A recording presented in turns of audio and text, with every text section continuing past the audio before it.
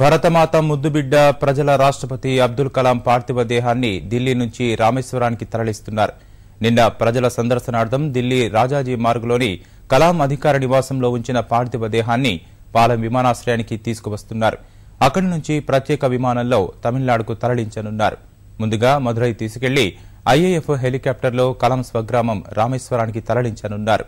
ప్రత్యేక విమానంలో కలాం పార్థివ దేహం వెంట పార్లమెంటరీ వ్యవహారాల మంత్రి వెంకయ్యనాయుడు సహా రక్షణ మంత్రి మనోహర్ పారికర్ కూడా వెళుతున్నారు.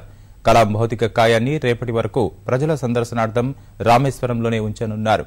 అనంతరం ప్రభుత్వ అధికార లాంఛనాలతో అంత్యక్రియలు నిర్వహించనున్నారు.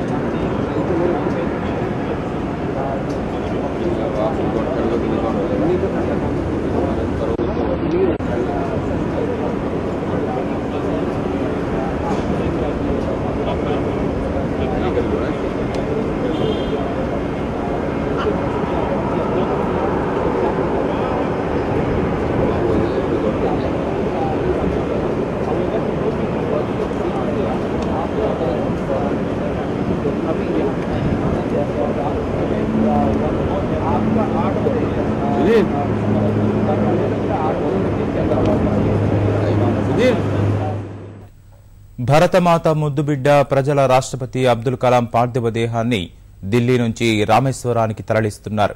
నిన్న ప్రజల సందర్శనార్థం ఢిల్లీ రాజాజీ మార్గులోని కలాం అధికార నివాసంలో ఉంచిన పార్థివ దేహాన్ని పాలెం విమానాశ్రయానికి తీసుకువస్తున్నారు.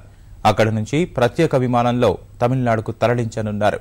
ముందుగా మదురై తీసుకెళ్లి ఐఏఎఫ్ హెలికాప్టర్లో కలాం స్వగ్రామం రామేశ్వరానికి తరలించనున్నారు.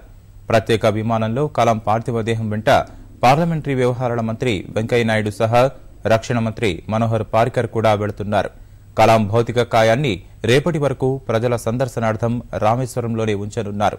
అనంతరం ప్రభుత్వ అధికార లాంఛనాలతో అంత్యక్రియలు నిర్వహించనున్నారు.